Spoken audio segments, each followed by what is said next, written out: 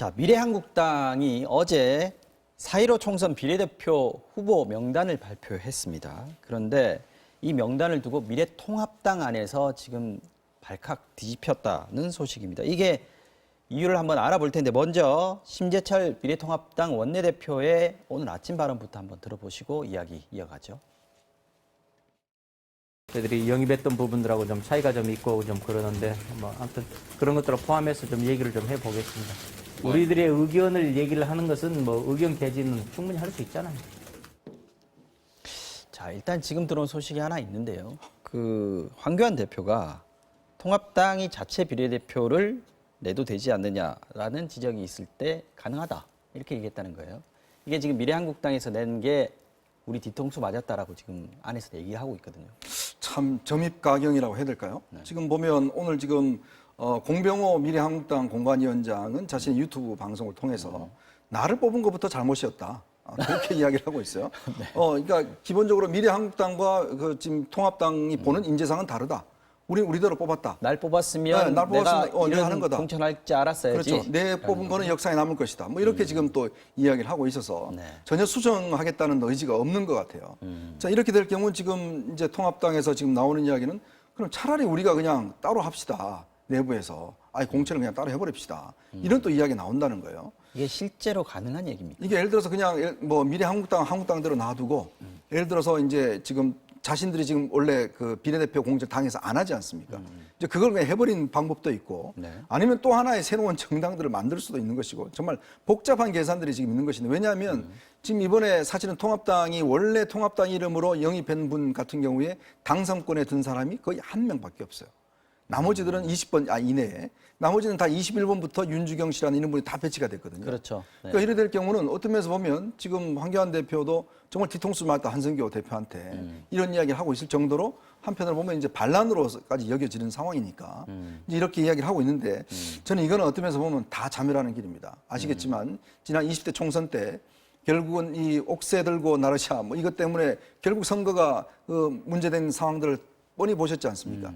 자칫하면 제2의 지금 옥새 파동이 있을 수가 있어요. 그 정도로 파장이 클 것이다. 그렇죠. 왜냐하면 이게 지금 만약에 어차피 한성교 대표를 솔직히 지명한 사람은 황교안 대표입니다. 그러니까요. 그럼 정권을 준 거 아니에요. 그리고 또 이 당은 서로 다른 정당이에요. 법적으로 따져보면. 자, 그러면 그것에 대해서 황교안 대표가 지금 와서 내 뒤통수 쳤다라고 이야기할 수 있는 자격이 없는 거죠. 왜냐? 정권을 맡겨놓고 맡겼으면 거기다 따라야지. 지금 와서 잘못됐으니까 내 말 안 들었으니까 나는 다른 길을 가겠다고 이야기를 하면 지금 김종인 전 대표 영입도 무산됐죠. 네. 이것도 지금 무산됐죠. 그러면 자기가 임명을 했는데 그러면 그것에 대해서 거부를 해버리면 누가 동의를 하겠습니까?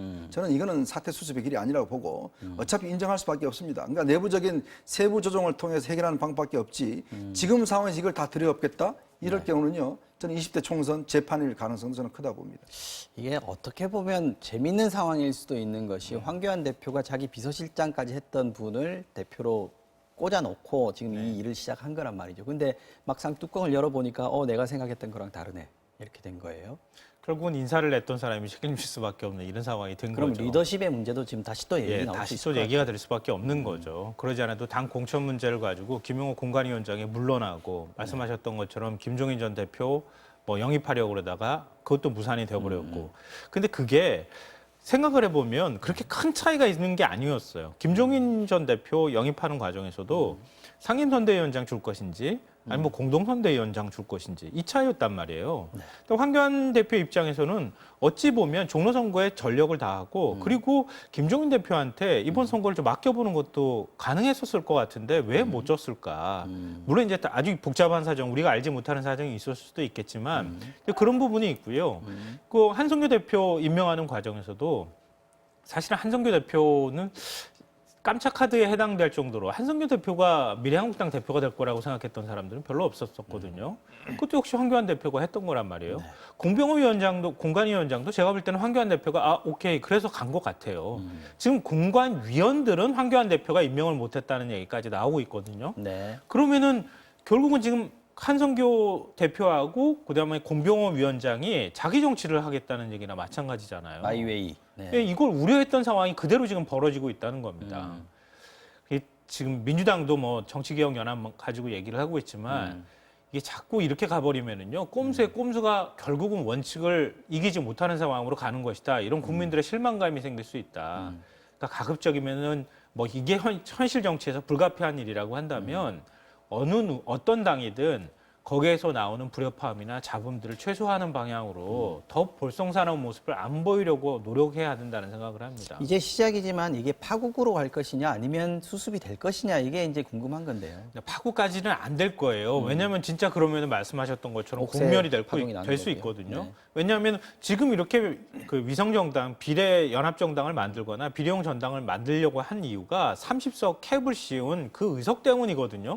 그럼 그 의석 포기하고 네. 그럼 원래대로 우리가 병입형으로 얻을 수 있는 17석 중에서 그 몇 석만 가져가고 나머지는 알아서 하십시오. 그렇게 하기에는 너무 타격이 큰 거죠. 그렇게 하기는 너무 부담이 크다고 보고요. 결국은 지금 미래한국당에서 공천을 이제 비례 순번을 정한 그 순번에 어느 정도 그 지금 미래통합당에서 기존에 영입한 인사들을 좀 섞어 넣을 수 있을 것이냐 이런 부분에 대한 정치적 합의가 필요한 시점이 아닌가 생각합니다. 자, 현재 미래한국당 공관위에서 지금 결정한 순번 네. 1번부터 한 20번 네. 정도까지 명단을 보면 이게 어떤 기준으로 뽑았다라는 게 좀 나옵니까? 이게 보면 일단 제가 볼 때는 아마 면접 상황 점수를 가장 많이 본 것 같아요. 그러니까 당일 면접 때 어떤 이야기한 것들 네. 그걸 많이 본 것 같고 일단 이쪽에서 영입된 인사들은 별로 그렇게 기준을 삼은 것 같지 않습니다. 그러니까 미래통합당에서 영입했던 분들 그렇죠. 나름대로 이제 뭐 보수적인 관점 네. 또 이런 어떤 그동안 했던 역할 뭐 그 기준에서는 이제 뽑은 것 같아요. 그렇지만 이제 아마 공병호 위원장이나 지금 한성교 대표 같은 경우는 뭐 공관위원장을 중심으로 뽑았으니까 아마 당일 면접을 할 때 어떤 식으로 했는가 거기에 따라서 쭉 한 것 같고 지금 보면 유영하 변호사라든지 지성호 씨라 탈북자 지성호 씨라든지 이런 분들은 다 이제 배제를 했지 않습니까 거의 다. 이제 그런 걸로 비춰보면 그냥 자기들 원칙 가지고 정한 상황이죠. 이제 그렇다 보니까 원래 통합당이 설정했던 원칙, 그러니까 후보를 영입했던 것들 아무래도 지금 영입한 분들 같은 경우는 일단 자기의 인생을 걸고 당에 입당한 거 아니겠습니까? 그렇죠. 그런데 갑자기 사표 내고 들어간 아무런 게 것도 말하자면. 없이 그냥 붕 떠버리면 이분들에 대한 정책 책임을 누가 질 겁니까? 지금 사실은 이게요. 당이 정말 조심해야 될 게 정말 그 강분들은 자기 인생의 어떤 면에서 하나의 오점이 될 수가 있고 또 장점이 될 수가 있는 건데 문제는 자기의 어떤 인생을 걸고 당에 입당을 했습니다. 그럼 그거에 대한 뭔가는 있어야 될 거 아니겠습니까? 근데 그거를 하루아침에 모르겠다라고 이야기를 하고 저렇게 넘어가 버리면 아무래도 영입한 분들 같은 경우도 굉장히 화가 날 수밖에 없는 것이고 지금 사실은 강남을의 지금 최홍 지금 씨 같은 경우도 공천 탈락한 것도 그 사람 완전히 우습게 만들어 버린 거 아니겠습니까? 그렇죠. 그분은 출마 기자회견 하는 도중에 그렇죠. 발표가 났다면서요? 그것도 원래 안 나왔던 게 나왔던 게 아닙니다. 이미 공천 과정에서 다 나왔던 이야기인데 그걸 가지고 그냥 이쪽에서는 그냥 공천 철회를 해버린 거거든요. 같은 팩트를 넣고 네, 같은 팩트를 보고 다르게 완전히 다르게 판단했다는 본 거죠? 것이죠. 자, 그런 걸로 보면 이거는 너무나 횡포 아닌가 정당에 자기들의 정치적인 이해관계에 따라서 정말 정치적인 영향을 발휘해야 될 텐데 네. 이 문제는 이런 때문에 많은 어떤 면에서 보면 괜찮은 사람들이 상당히 상처를 받을 수 있는 이거는 저는 정치권의 횡포라고 봅니다. 저는 면접 점수보다는 한성교 대표나 공병호 위원장의 자기 정치 욕심이 더 많았다고 생각하는데요. 면접은 몇 분밖에 안 했다 그러잖아요. 그 짧은 시간 동안에 어떻게 사람을 평가했겠습니까? 점수를 매긴다고 해도 마찬가지일 거거든요. 그러니까 비례대표 1, 2번이 한성교 대표가 영입했던 사람들이다. 뭐 이런 얘기까지 지금 나오고 있는 상황인데요. 그러니까 오늘 공병호 위원장이 자신의 유튜브 있잖아요. 거기서 이런 얘기를 합니다. 통합당이 보는 인재와 저 공관위원 6인이 보는 인재상은 다를 수밖에 없다. 네. 이러니까 결과가 이렇게밖에 안 나오는 거예요. 그러니까 지금 결국은 한국당은 우리가 판단하겠다라고 지금 얘기를 하고 있는 거거든요. 원래 당초 취지대로 자매정당이나 위성정당이라는 개념을 우리는 벗어나겠다고 얘기하는 거예요. 그러니까요. 독자 생존하겠다고 하는 얘기거든요. 그럼 만약에 한성규 대표하고 공병호 위원장이 이렇게 해버리면 물론 최고위원회 최종 의결이 있어야 하고 최고위원회에서 그 미래통합당에서 보낸 현역 의원 3명이 가 있다 하더라도 이거를 잡음 없이 해결할 수 있을까? 굉장히 어려운 일이라는 거예요. 지금 최고위원들 3명이 조은현 의원이라든지 이종명 의원 같은 경우에 지금 미래통합당에서 김성찬 감독이잖아요. 의원, 네, 김성찬 가 의원까지. 그러면 이 세 사람이 합의하지 않으면 최고위 의결은 안 될 텐데. 어려울 거죠. 네. 그러면 최고위 의결이 안 되면 공관위에서 다시 제의할 수 있는 거죠. 그렇죠. 그렇다고 봐야겠죠. 결정을 할수 있는 네, 거죠. 결정해서 아마 최종적으로 그러면 3분의 2로 해서 결정을 아마 내릴 가능성이 있는데 그렇다면 이게 이제 지금 황교안 대표 이야기했듯이 오늘 아침 기자들이 그럼 자체 비례대표를 낼 수 있는 거 아니냐 기자들이 물어보니까 가능하다, 불가능하지 않다 이렇게 이야기를 한 거예요. 그러니까 이건 상당한 경고를 보낸 겁니다. 만약에 우리 당의 지금 뜻을 하지 않으면 우리 그냥 독자 후보 내겠다 이런 뜻으로도 읽혀지는데 다음 주 목요일 날 일단 후보 등록을 해야 됩니다. 자, 그러면 지금 만약에 시간도 없네요. 그러려면 또 새로운 정당을 만들면 시간이 걸려야 되고 만약에 자체 비례대표를 낼 경우는 일단은 비례 이쪽 전문 정당은 의석은 포기해야 되는 상황이에요. 그렇죠. 왜냐하면 이게 자체 비례후보를 내면 거기에 따라서 하기 때문에 이쪽 위성 정당은 포기해야 되는 상황입니다. 자, 굉장히 중요한 정책인 지금 결단의 순간이에요, 사실은. 그러니까 문제는 근데 한성교 대표가 이미 이런 걸 추인한 걸 보면 저는 간단하게 포기할 것 같지가 않습니다. 공병호 지금 공관위원장도 그러니까요. 저렇게 이야기하는 걸 보면 이미 이분들은 상당히 좀 다른 길을 가고 있는 것 같다. 이렇게 될 경우는 정말 어떤 시나리오지만 미래한국당이 나중에 예를 들어 지금 시나리오는 그냥 끝나고 나면 통합하는 거 아니겠습니까? 더 안 할 수도 안 할 수도 있다. 마이웨이 할 수도 있겠다. 이렇게 되면. 독자적인 캐스팅 보트 정당으로 남아 있을 수 그러니까 있는 저는 가능성. 이렇게 되면 정말 황교안 대표가 처음에 사실 대학교 후배라고 해서 한성교 대표한테 지금 힘을 실어주고 믿었는데 문제는 한성교 대표는 완전히 이제 마이웨이를 가고 전화 걸어도 전화 받지도 안 하고 이런 상황이 돼버리면 이건 상당히 큰 갈등으로 비화될 가능성도 있습니다.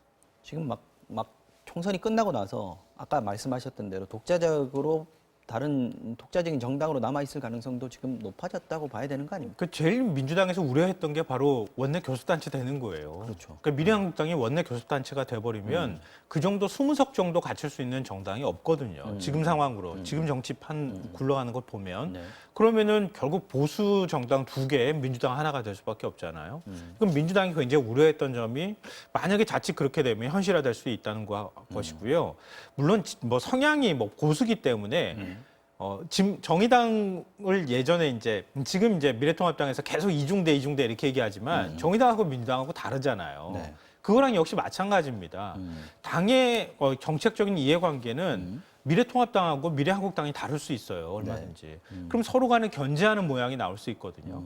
그러면은 큰 틀 안에서 보면은 정치가 어떤 모양이 될 것인지 우리가 한번 생각 안 해볼 수 없는 상황이 되지 않나 생각합니다. 자, 마지막으로 추경 얘기 좀 해보겠습니다. 오늘 임시국회 마지막 날입니다. 오늘까지는 좀 처리가 됐으면 좋겠는데 지금 상황이 어떤가요?